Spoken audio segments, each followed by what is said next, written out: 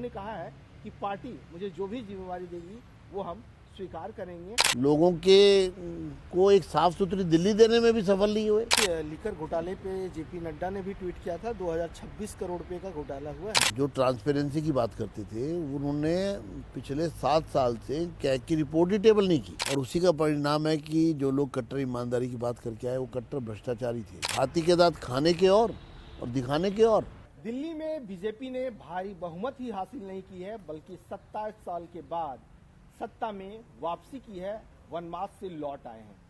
और इस पर हमारे साथ बातचीत करने के लिए दिल्ली के एक काउंसलर से विधायक के बाद एलओपी और साथ ही साथ दिल्ली बीजेपी के प्रदेश अध्यक्ष की जिम्मा भी संभाल चुके हैं। जी हाँ, आपने सही सोचा, हमारे साथ बातचीत करने के लिए विजेंद्र गुप्ता हैं, जो रोहिणी विधानसभा सीट से एक बार फिर जीत हासिल की है। विजेंद्र जी, इस जीत का श्रेय किसको देते हैं, पीएम मोदी को या किसी और को? मोदी जी को तो निश्चित रूप से मोदी जी के नेतृत्व पर और मोदी जी के गारंटी पर लोगों ने विश्वास किया, और ये जनता की जीत है। जनता ने मोदी जी को दिल्ली सौंप दी है, और ये बहुत पॉजिटिव साइन है कि लोग बहुत उम्मीद से भारतीय जनता पार्टी की डबल इंजन की सरकार की तरफ देख रहे हैं। दिल्ली में एक नई शुरुआत, एक नई रोशनी, एक नई उम्मीद जगी है, और इसके लिए सीधे तौर पर देश के प्रधानमंत्री जी प्रेरणा के स्रोत है। मैंने देखा जो नई रोशनी की आपने बात की है, अब अंधेरा जो है छट गया है, और मैंने देखा कि आपने व्हाट्सएप पे डीपी अटल बिहारी वाजपेयी की लगा रखी है, जिसमें आप यंग दिख रहे हैं। ये बहुत पुरानी है, और उस डीपी की उस फोटो की खास बात यह है कि मैं बोल रहा हूँ और अटल जी सुन रहे हैं। तो अटल जी से बहुत प्यार मिला मुझे हमेशा। कॉलेज के ज़माने की डीपी है वो फ़ोटो है वो। लेकिन वो मैसेज काफ़ी कुछ देता है। देखिए, मैं एक कार्यकर्ता हूँ पार्टी का, और ये पार्टी कार्यकर्ताओं की पार्टी है, तो इसलिए एक लंबा सफ़र तय करके यहाँ तक पहुँचा हूँ। और पार्टी का जो पहला राष्ट्रीय अधिवेशन था, महाअधिवेशन, मुंबई में हुआ था 1980 में, जब मेरी आयु 17 वर्ष भी नहीं थी, जब पार्टी खड़ी होनी शुरू हुई थी। जब मैं, हाँ जी, मैं 17 वर्ष का था और दिल्ली विश्वविद्यालय में पढ़ता था, विद्यार्थी परिषद में काम करता था। तो उस समय मैंने वो अधिवेशन अटेंड किया था। इतना लंबा एक सफ़र, और संघ में भी स्वयंसेवक के रूप में जब मेरी आयु मात्र 8 वर्ष थी, मैंने जब शाखा में जाना शुरू किया, तो एक भावनात्मक रिलेशन है पार्टी से, पार्टी की विचारधारा से। आपने संघ की बात की, तो इस बार संघ ने भी आप लोग को जीत दिलाने की पूरी ताकत झोंक दी। विक्ट्री प्लान उन्होंने तैयार किया था। देखिए, मैं बिल्कुल कहूँगा कि एक एक कार्यकर्ता, एक एक स्वयंसेवक, एक एक व्यक्ति ने, जैसे मान लो इसे अपना चुनाव मान करके, क्योंकि लोग त्रस्त थे केजरीवाल की झूठ से, उनके प्रपंच से और उनकी विफलताओं से, और उसी का परिणाम है कि जो लोग कट्टर ईमानदारी की बात करके आए वो कट्टर भ्रष्टाचारी थे। लोगों ने भ्रष्टाचारियों को नकार दिया और सत्ता से खदेड़ा है, क्योंकि तमाम लीडर तो हार गए।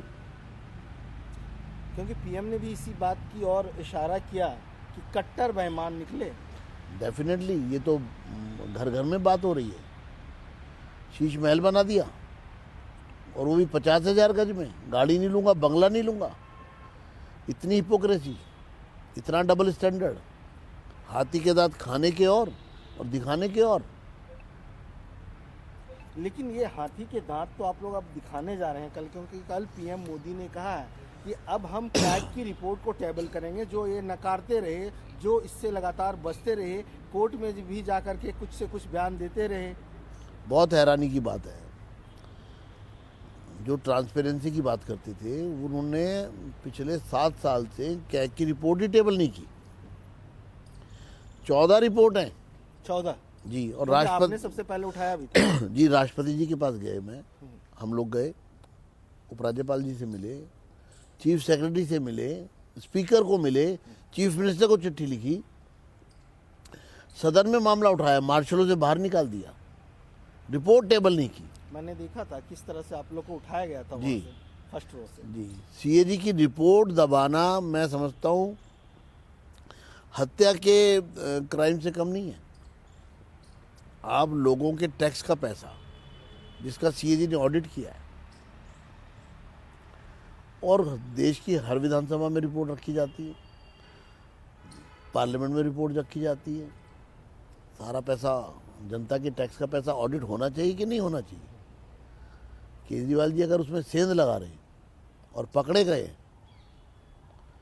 तो चोरी को छुपाने के लिए आप सीएजी की रिपोर्ट दबा देंगे।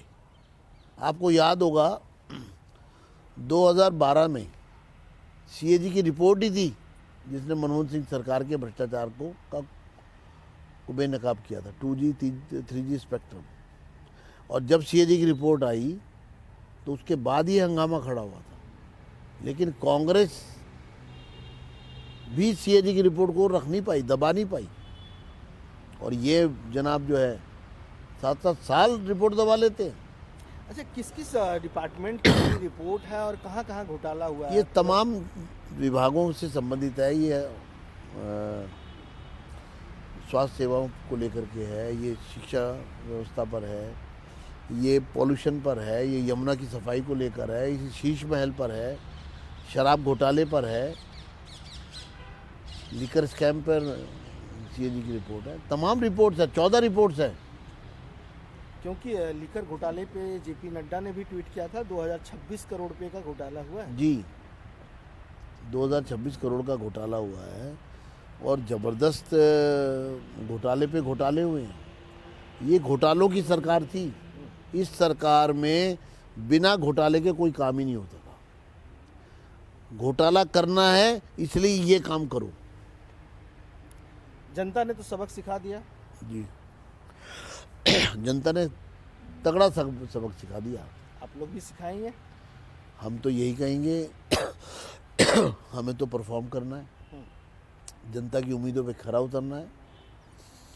और जो बेसिक चीज़ें हैं जिसके लिए लोग त्राही त्राही करते रहे, बारिश में बरसात हुई, दिल्ली जाम हो गई,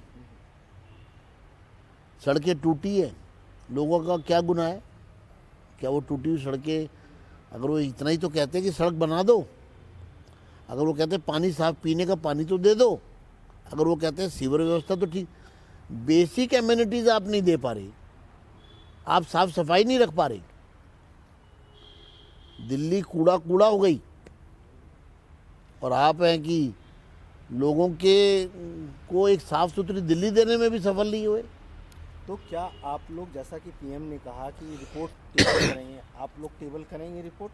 डेफिनेटली। कैब की हाउस बैठते ही हाउस में सबसे पहले सीएजी की रिपोर्ट आने वाली है और इन रिपोर्ट्स के आधार पर मैं तो ये कहता हूँ इनकी इंक्वायरी होनी चाहिए और इन पर कार्रवाई होनी चाहिए। ये जेल जाने चाहिए। जेल जाएंगे? बिल्कुल। लेकिन एक चीज़ कल आपने देखा होगा, केजरीवाल का वीडियो देखा कि नहीं? बाहर गए तो उन्होंने एक वीडियो किया, उन्होंने कहा कि अब हम पॉजिटिव अपोजिशन की भूमिका निभाएंगे। सरकार में रह करके तो पॉजिटिव सरकार की भूमिका निभाई नहीं, लेकिन चलिए अभी तो जो कह रहे हैं हम सुन रहे हैं। विजेंद्र जी कहते हैं ना कि शॉर्टकट, कल पीएम ने भी इस बात को कहा कि शॉर्टकट की राजनीति से आए और जनता ने उसको शॉर्टकट कर दिया। लेकिन आप तो काफ़ी ज़्यादा जो है सो तसल्ली रखे हुए हैं। आपने दिल्ली में काउंसलर भी देखा, आप खुद काउंसलर रहे, प्रदेश अध्यक्ष भी रहे, विधायक भी कंटिन्यू जीतते हैं, इस बार भी आपने जीत हासिल की है। तो आपके दिमाग में इस तरह का कोई मास्टर प्लान या कुछ आपने तो सोचा होगा?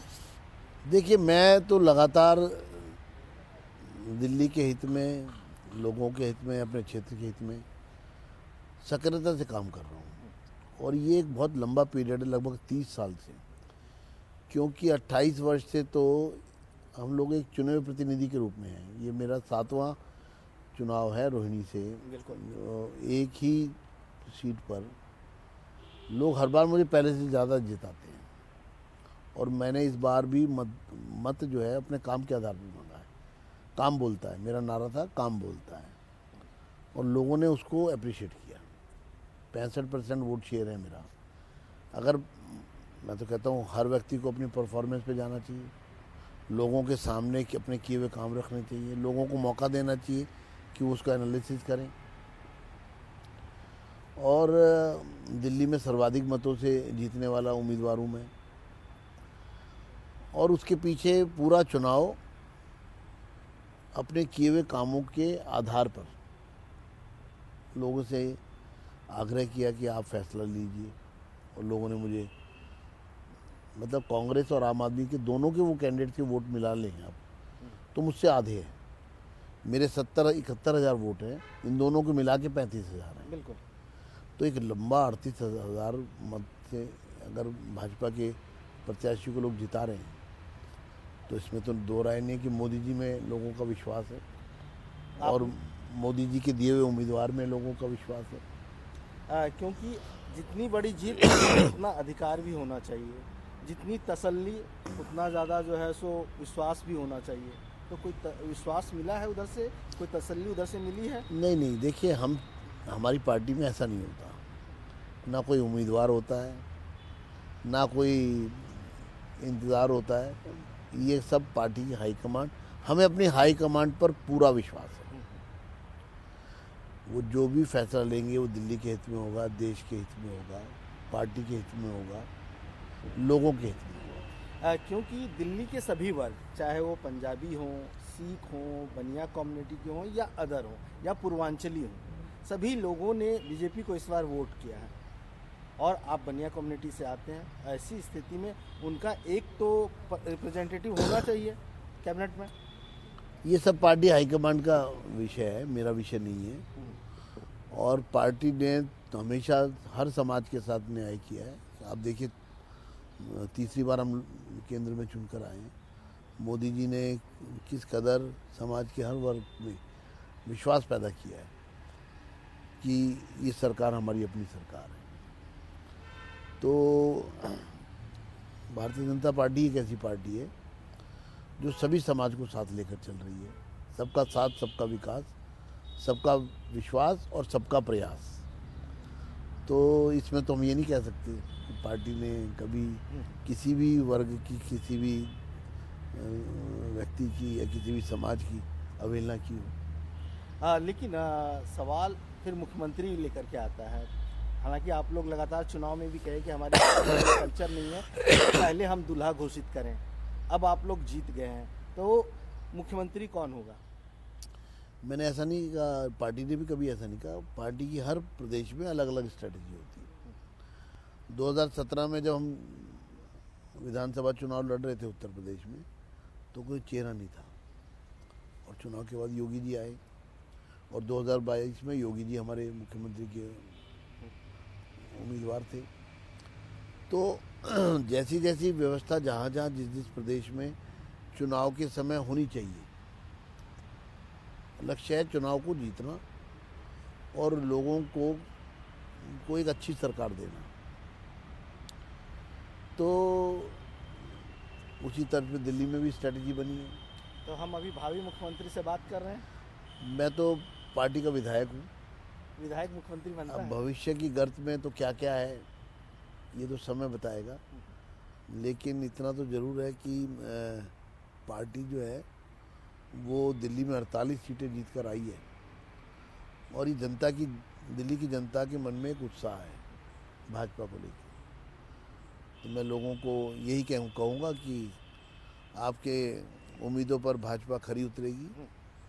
मोदी जी ने दिल्ली के लोगों को ये विश्वास दिया है कि यमुना को वो साफ करेंगे, और हम सब मिलकर अपनी दिल्ली को सजाएंगे, संवारेंगे। पहले कैबिनेट में कुछ वादे पूरे होंगे? डेफिनेटली। ये तो सरकारी परफॉर्मेंस ओरिएंटेड होगी। दिल्ली जो 10 साल बेहाल, दिल्ली किसी विजन के साथ विकसित होगी, एक विकास के रास्ते पर चलेगी। ये काम करने वाली एक ईमानदार सरकार होगी।